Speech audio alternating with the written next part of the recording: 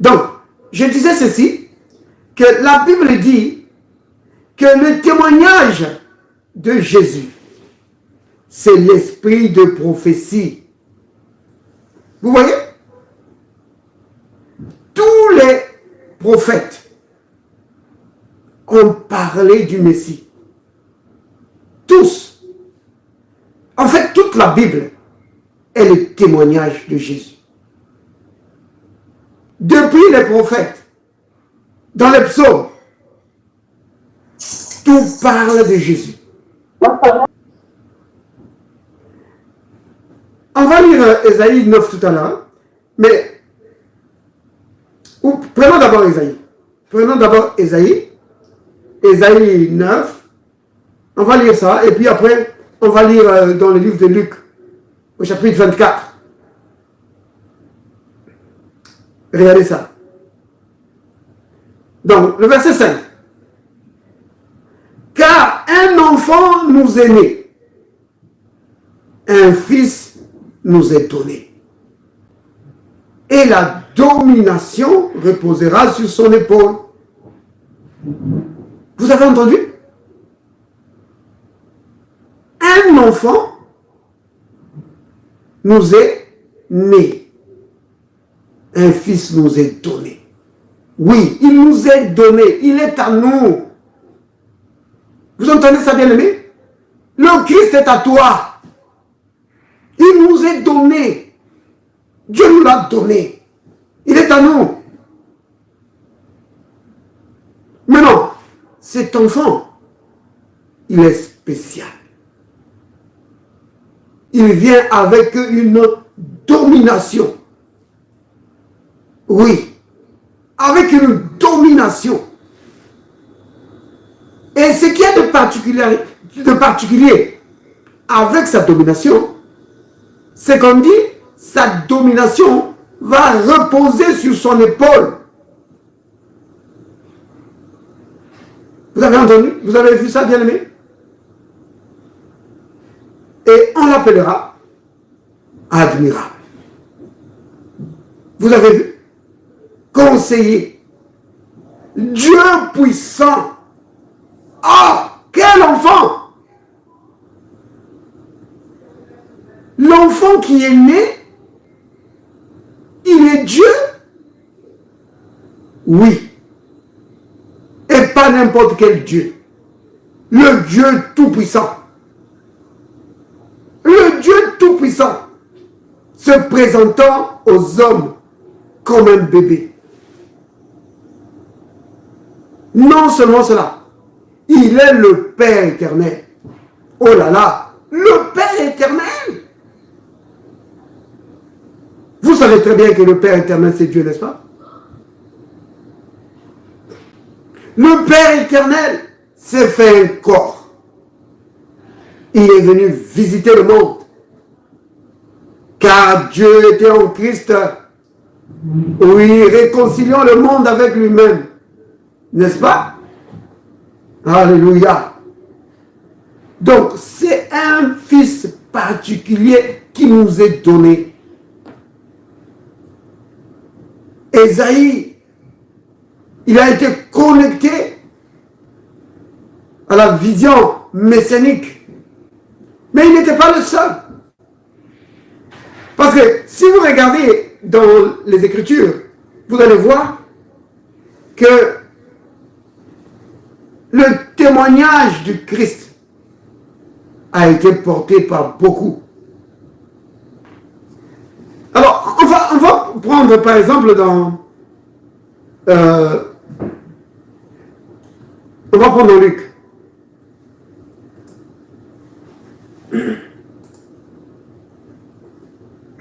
Prenons dans Luc chapitre 24. Ici, c'est quand le Seigneur est apparu à ses disciples. Donc, ceux qui allaient à Emmaüs.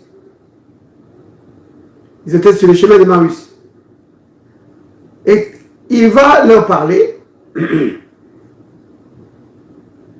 Regardez. Verset 25. Alors Jésus leur dit, ô homme sans intelligence, et dont le cœur est lent à croire tout ce qu'ont dit les prophètes, ne fallait-il pas que le Christ souffrit ces choses et qu'il entra dans sa gloire? Verset 27. Et commençant par Moïse et par tous les prophètes, il leur expliqua dans toutes les Écritures ce qui les concernait. Vous avez vu? Commençons par Moïse et par tous les prophètes. Quand vous entendez Moïse, ça veut dire c'est les 5 premiers livres de la Bible. C'est ça qu'on appelle Moïse. Donc c'est les livres de Moïse. Et commençons par Moïse et par tous les prophètes, il leur expliqua dans toutes les Écritures ce qui les concernait. Vous voyez? Ça veut dire quoi? Que les Écritures parlent du Christ. Vous comprenez? Toute la Bible, c'est le témoignage de Jésus. Vous comprenez? Tu ne peux pas lire la Bible et sortir avec quelqu'un d'autre. Non.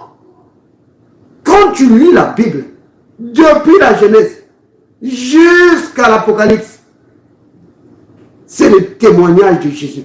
Bien évidemment, à leur époque, donc à l'époque des disciples ici, le Nouveau Testament n'existait pas. Donc ce que eux ils appelaient, donc ce qui représentait les Écritures saintes pour eux, c'est notre Ancien Testament. C'est tout ce qu'eux ils avaient. Vous comprenez? Donc les Écritures parlent du Christ. Depuis Moïse jusqu'à les prophètes et les psaumes, c'est de lui qu'on parle. Maintenant, vous avez remarqué ici, il dit, commençant par Moïse et par tous les prophètes, il leur expliqua dans toutes les Écritures ce qui le concernait. Mais moi, j'ai parlé tout à l'heure, j'ai dit, et dans les psaumes. Il dit, ah, mais on ne parle pas des psaumes ici. Regardez, descendez un peu plus bas. Descendez un peu plus bas. Dans le même chapitre. Verset 44. Ça maintenant, le Christ apparaît maintenant à tous les disciples. Là où on a dit tout à l'heure au verset 25, le Christ apparaît à ces deux disciples-là qui allaient à Emmaüs. Mais non, ici il apparaît à tout le monde. Puis il leur dit, c'est là ce que je vous disais lorsque j'étais encore avec vous, qu'il fallait que s'accomplisse tout ce qui est écrit de moi dans la loi de Moïse, dans les prophètes et dans les psaumes. Vous voyez? Et dans les psaumes. Parce que si vous rentrez dans les psaumes, mais surtout les psaumes de David, mais vous êtes connecté là à la vision prophétique, à l'esprit de prophétie. Parce que David lui-même était un prophète. Il était le roi prophète. Vous voyez bien aimé? Parce que le témoignage de Jésus, c'est l'esprit de prophétie. Vous comprenez? C'est ce que disent les Écritures. Si vous voulez le voir, c'est dans le livre de l'Apocalypse. Hein? Apocalypse 19, verset 10. Si vous prenez Apocalypse 19, verset 10, la Bible dit ceci. Bon, je vais commencer peut-être au verset 9. Les Écritures disent, et l'ange me dit, écris, heureux ceux qui sont appelés au festin de noces de l'agneau. Et il me dit, ces paroles sont les véritables paroles de Dieu. Et j'ai tombé à ses pieds pour l'adorer. J'en veux adorer l'ange. Mais il me dit, garde-toi de le faire. Je suis ton compagnon de service et celui de tes frères qui ont le témoignage de Jésus. Adore Dieu, car le témoignage de Jésus est l'esprit de la prophétie. Vous comprenez? Le témoignage de Jésus, c'est l'esprit de la prophétie. Donc, tous ceux qui ont prophétisé dans l'Ancien Testament ont prophétisé pour rendre témoignage au Messie qui allait venir. Vous comprenez? Dans toutes les Écritures, ça parle de lui. Depuis Moïse, tous les prophètes et les psaumes, ça parle du Christ. Alléluia. Béni soit le nom du Seigneur. Ça parle du Christ. Oh, bien-aimé, c'est merveilleux. Maintenant, il y a quelque chose de très important à ne pas rater dans ce que je suis en train de dire. Les livres de la Bible, c'est le témoignage de Jésus. Puisque c'est le témoignage de Jésus, alors, bien-aimés, ne ratez pas que le témoignage de Jésus, c'est aussi le témoignage de l'Église. Pourquoi? Parce que l'Église et Jésus sont liés. Vous comprenez? Le témoignage de Jésus, c'est aussi le témoignage de l'Église. Quand on parle de Jésus, on parle de l'Église. Parce que nous sommes liés à lui et l'Église est co-héritier. Donc nous sommes co-héritiers. Nous sommes co-héritiers avec le Christ. Il ne faut pas oublier ça, bien-aimé. Nous sommes co-héritiers avec lui. Héritiers ensemble avec le Christ. Et nous formons un seul corps avec lui. Maintenant, regardez. Retournons dans Ésaïe.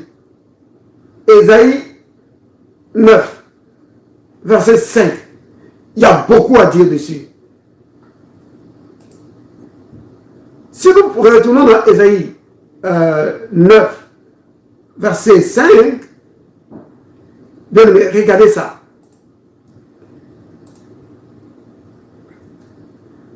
Il est dit que ce fils qui nous est donné, on dit que la domination va reposer sur son épaule. L'épaule, c'est une partie du corps. Vous comprenez? Donc quand on parle de Jésus, du Messie à venir, on dit que sa domination va reposer sur son épaule. De quoi est-ce que ça parle? On est en train de... Donc la prophétie messianique est déjà en train de parler de l'Église. Oui. La prophétie messianique parle déjà de l'Église. Que le corps de Christ va exercer l'autorité de Christ. Le corps de Christ va exercer la domination du Christ. Oh là là, c'est profond. Bien aimé, vous voyez la gloire de Dieu? Parce que la Bible dit, la gloire de Dieu, c'est de cacher les choses. Oui. Il a caché l'avènement de l'Église, là, dans cette prophétie. La domination reposera sur son épaule. Or, vous pouvez vous dire, mais comment? La domination reposera sur son épaule. Mais qu'est-ce que ça voit? On est en train de parler de son corps. Que son corps va exercer la domination du Christ. Oh là là! Regardez un autre endroit. Un autre endroit où le Seigneur, il a cacher l'avènement et la gloire du Christ qui vient sur l'Église. La domination du Christ qui vient sur l'Église. L'autorité du Christ qui vient sur l'Église. Regardez. Là, ça c'est dans les psaumes. Psaume 110. N'oubliez pas, les psaumes, on a lu ça, n'est-ce pas? Que les psaumes parlent de lui. Donc, Moïse et tous les prophètes et les psaumes parlent de lui. Et tout ça devait s'accomplir. Verset 1. Il a dit, parole de l'Éternel à mon Seigneur, assieds-toi à ma droite, jusqu'à ce que je fasse de tes ennemis ton marchepied. Vous avez entendu? Jusqu'à ce que je fasse de tes ennemis ton marchepied. C'est-à-dire que ses ennemis se retrouvent sous ses pieds. Alléluia. Oui. On a déjà parlé de ça. Je ne sais pas si vous vous souvenez. Le psaume 110 ici. On a parlé de cela. Mais je vais encore reprendre pour montrer comment la prophétie messianique non seulement parle de l'avènement du Messie, mais parle aussi de la gloire du Messie qui va reposer sur l'Église, de la domination du Messie qui va reposer sur l'Église, que l'Église va exercer l'autorité, la domination du Christ. Alléluia. Béni soit son nom. C'est pourquoi, quand le Christ il dit dans Jean 15, au verset 5, quand il dit que je suis le cep et vous êtes les serments, qu'il est le tronc, que nous sommes les branches, ce n'est pas des paroles en l'air. C'est vraiment ça la révélation messianique. Que l'Église, le chrétien, est vraiment lié avec le Christ. Et que le Christ, que Dieu a voulu, que la gloire du Christ, que la gloire du Père qui est dans le Fils, aille dans l'Église. Pourquoi? Pour que l'Église porte le fruit. Pour que, de la même manière que les fruits manifestent la gloire d'un arbre, l'Église, l'autorité du Christ dans l'Église, l'Église, en exerçant l'autorité et la domination du Christ, manifeste la gloire de Dieu. Alléluia. Vous voyez? Il dit jusqu'à ce que je fasse de tes ennemis ton marchepied. Si vous prenez dans Éphésiens 1, Éphésiens 1, verset 22. Il y a beaucoup d'écritures. Hein. J'avais déjà établi ça dans Éphésiens 1, verset 22. Éphésiens 1, verset 22. La Bible dit, il a tout mis sous ses pieds et il a donné pour chef suprême à l'Église. C'est quoi l'Église? L'Église qui est son corps. Vous avez entendu? La plénitude de celui qui remplit tout en tous. Vous avez vu? Dieu a mis tout sous les pieds. Ça, c'est l'accomplissement du verset qu'on vient de lire. Le psaume 110, verset 1. Ici, donc, dans le psaume, c'est la prophétie. Et dans Éphésiens 1, c'est le témoignage de l'accomplissement de cette écriture. Il a tout mis. Là, ce n'est pas que jusqu'à ce que, non. Ici, c'est maintenant, il a tout mis. C'est fait. Il a tout mis sous ses pieds. Bien aimé, les pieds se trouvent où? Les pieds se trouvent où? Dans la tête? Non. Les pieds, c'est dans le corps, n'est-ce pas? Vous voyez? Donc, les pieds représentent le corps. C'est une partie du corps de Christ. l'autorité de Christ, la domination du Christ exercée exercé par l'Église. Vous voyez? Oh là là. Prenons encore un autre passage. Mais n'oubliez pas, bien aimé, notez ces choses et méditez-les. Méditez-les, c'est capital. Je vous assure que c'est capital. Pas juste pour l'avoir comme enseignement ou comme connaissance.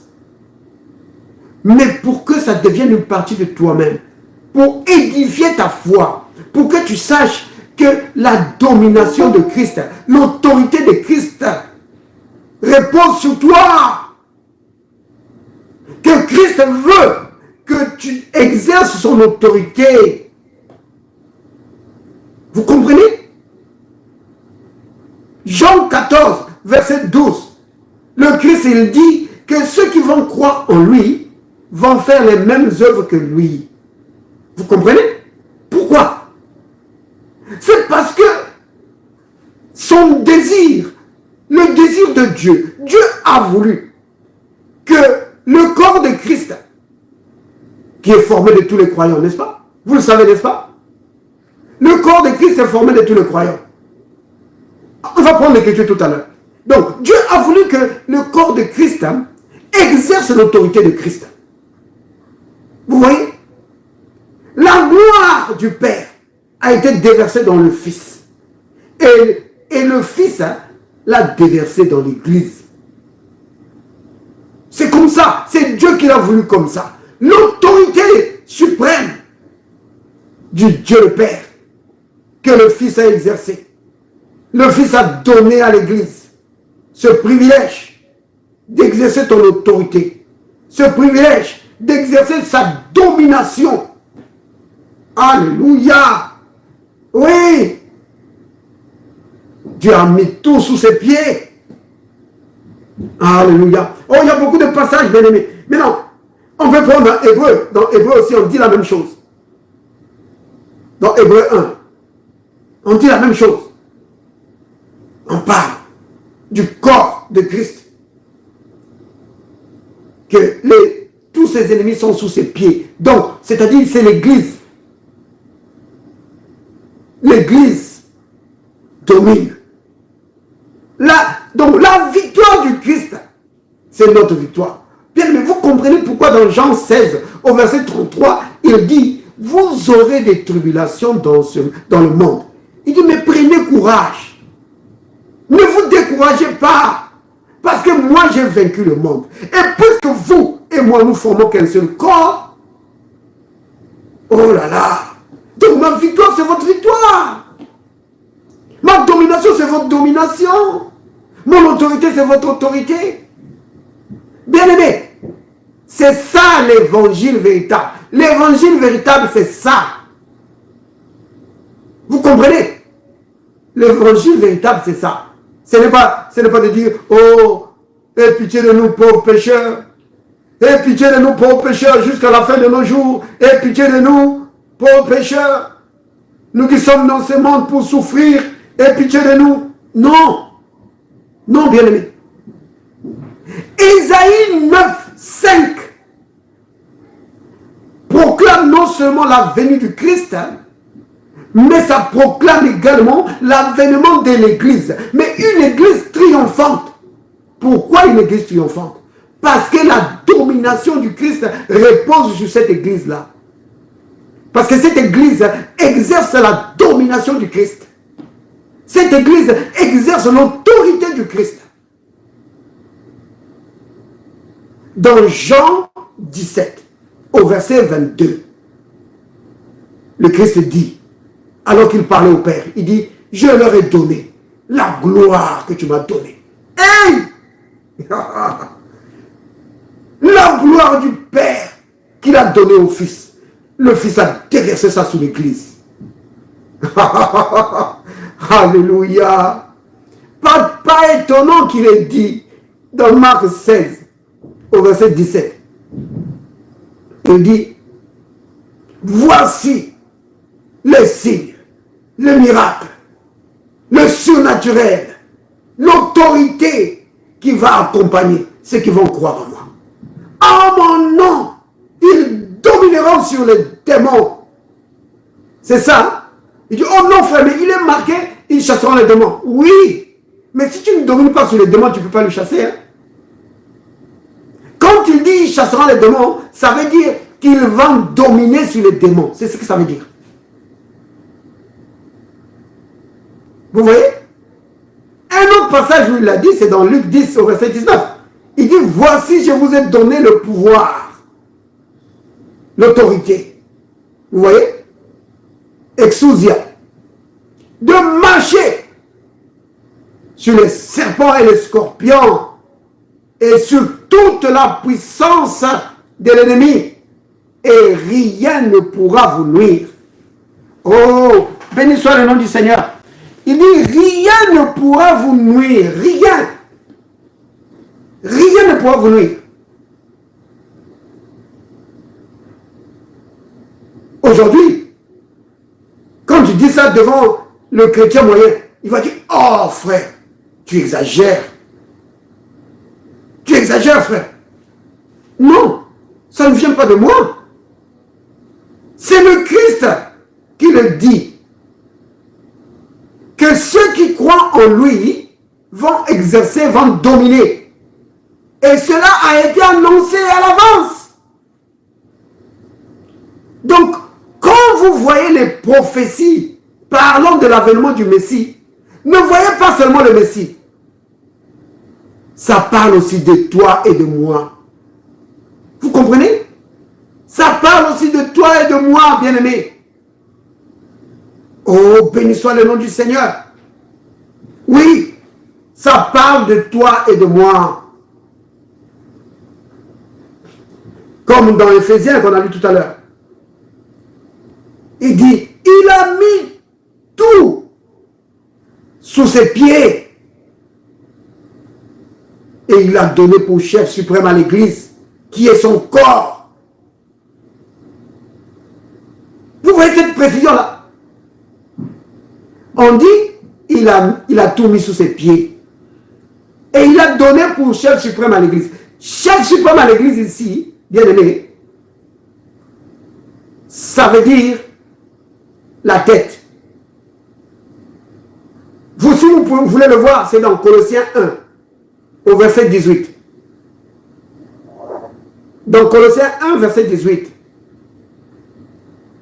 l'apôtre Paul, il précise cette idée.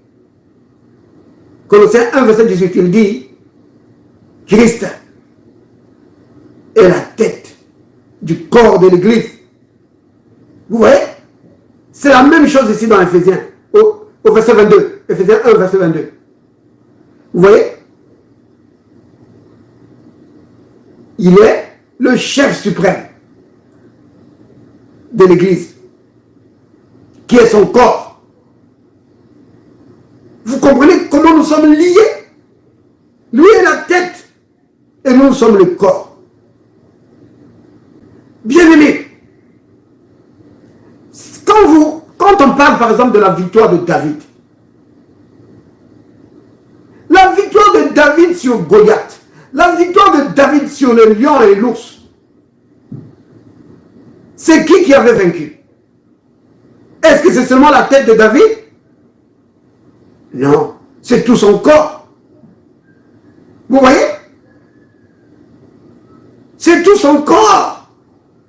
Et quand Goliath est tombé, David a mis son pied sur la tête de Goliath. Vous voyez? C'est tout son corps. De quoi est-ce que je suis en train de parler? La victoire du Christ, c'est la victoire de tout son corps. L'autorité du Christ, c'est l'autorité de tout son corps. Oh, bien-aimé, c'est cela, Noël. Noël, c'est cela. C'est l'avènement du Messie qui vient pour accomplir toutes les Écritures. Oui. Et c'est le début du triomphe de l'Église. Oui. Oh, béni soit le nom du Seigneur. Vous comprenez, bien aimé? L'Église, n'oubliez pas ça. L'Église, c'est pas juste les gens qui vont dans les églises, qui vont pour chanter et puis tu reviens à la maison et dans toute ta vie tu es dominé par les choses du diable. Non! C'est pas ça la vision du Seigneur. La vision du Seigneur pour l'Église, ce n'est pas ça. Ce n'est pas des gens qui viennent pour quémander. Oh Seigneur, aide-moi dans ceci. Oh Seigneur, fais ceci. Non! La vision de Dieu pour l'Église, c'est une Église triomphante. C'est une Église qui exerce l'autorité de Christ sur la terre. C'est des hommes et des femmes qui continuent l'œuvre de Christ. Vous comprenez? C'est cela la vision de Dieu. N'oublie pas ça, bien-aimé. C'est cela Noël. Oh, béni soit le nom du Seigneur. Prenons par exemple dans Romains. Romains chapitre 12. Hein? On va prendre Romains chapitre 12.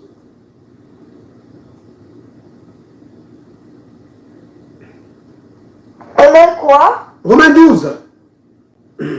Verset? On va prendre à partir du verset 5. Je peux lire?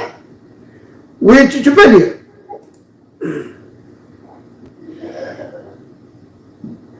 Ainsi, nous Non, qui sommes... pardon, Loïs. Tu peux commencer à partir du verset 4. D'accord.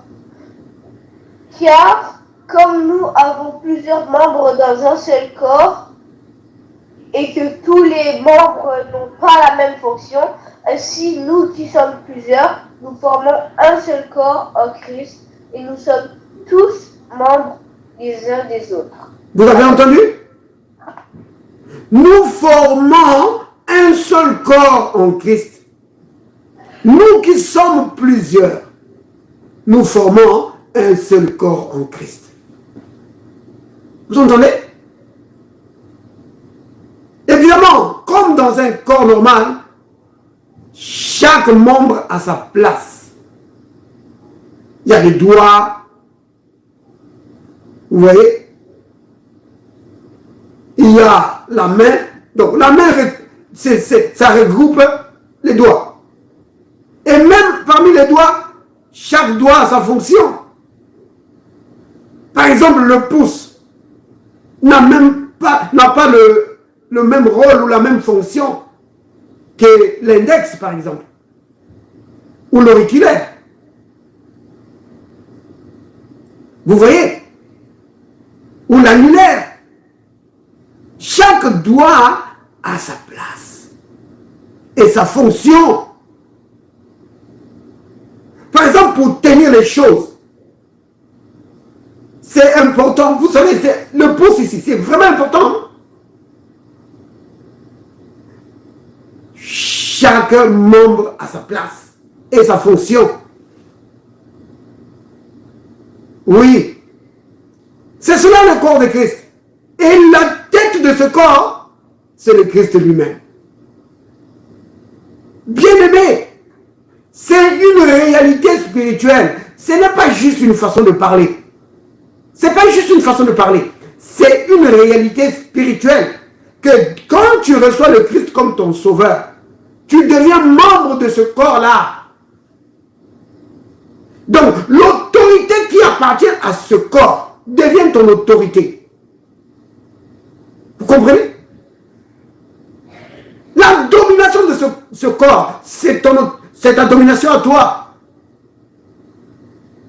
Oh, bien-aimé, si nous pouvons avoir la révélation de cela, c'est vraiment important. Regardez par exemple ici, dans 1 Corinthiens. 1 Corinthiens chapitre 12. 1 Corinthiens 12. Hein? Vous allez voir que dans le livre des Corinthiens au chapitre 12, il y a quelque chose de très très important. 1 Corinthiens 12, verset 12. Je peux lire? Oui, tu peux lire. Car comme le corps est un et a plusieurs membres, et comme tous les membres du corps, malgré leur nombre, ne forment qu'un seul corps, ainsi est Ainsi en est-il de Christ. Ainsi en est-il de Christ. À la partie de la fin, là, j'aurais voulu que tu insistes là-dessus. Est-ce que je continue? Non, non, tu peux t'arrêter là. Vous avez vu? Car, comme le corps est un et a plusieurs membres, et comme tous les membres du corps, malgré leur nombre, ne forment qu'un seul corps, ainsi en est-il de Christ. Bien aimé, vous remarquez quelque chose ici? Est-ce que vous avez remarqué quelque chose? C'est le ainsi en est-il de Christ. Ici, les Écritures désignent l'Église comme Christ. Il ne dit pas ainsi en est-il de l'Église. Non, il dit ainsi en est-il de Christ. Vous l'avez vu? Comme tous les membres, malgré leur nombre, ne forment qu'un seul corps, ainsi en est-il de l'Église. Non, non, non. Ainsi en est-il de Christ. Ça veut dire quoi? Christ, c'est pas seulement Jésus, c'est l'Église aussi. L'Église, c'est aussi Christ. Vous comprenez? L'Église, c'est aussi Christ. Alléluia. L'autorité de Jésus repose sur l'Église. Sa domination repose sur nous. Oh, béni soit le nom du Seigneur. Vous comprenez, bien aimé?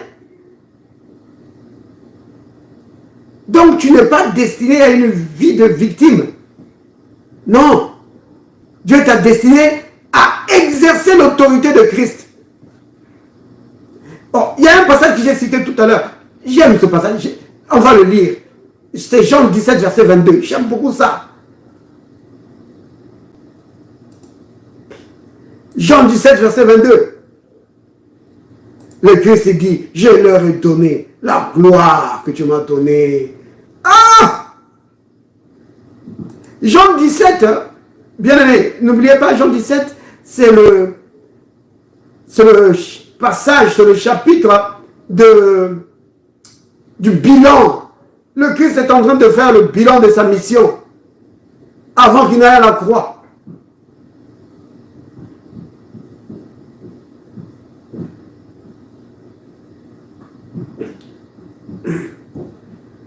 Alors, regardez, au verset 22, il dit, je leur ai donné la gloire que tu m'as donnée. Bien aimé, vous vous rendez compte de ça?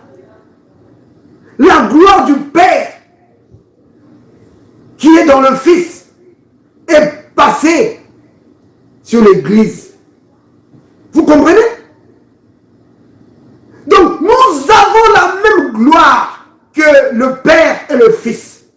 Oui, la gloire de l'Église, c'est la même gloire que le Père et le Fils. La même gloire. Pourquoi?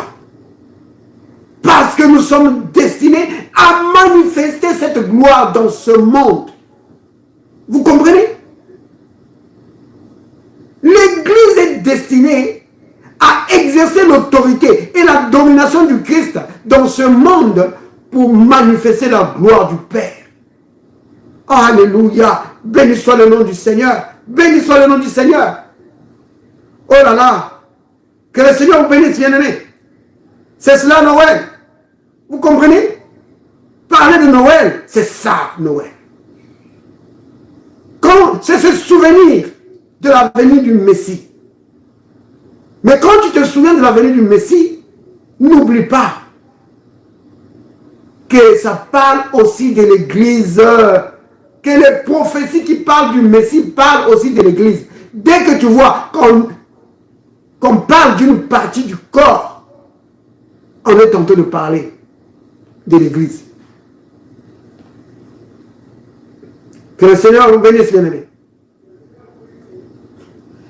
Alors, nous allons tous dire ensemble, Père, merci pour ton amour envers moi.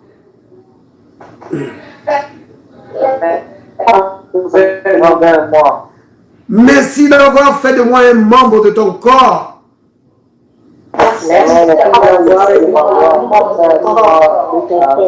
Pour exercer l'autorité du Christ sur la terre.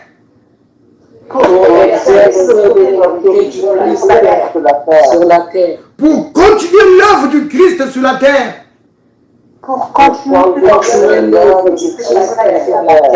Pour détruire les œuvres du diable comme le Christ l'a fait.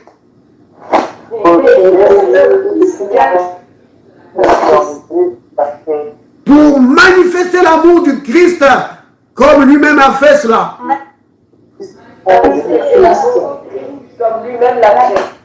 Au nom de Jésus.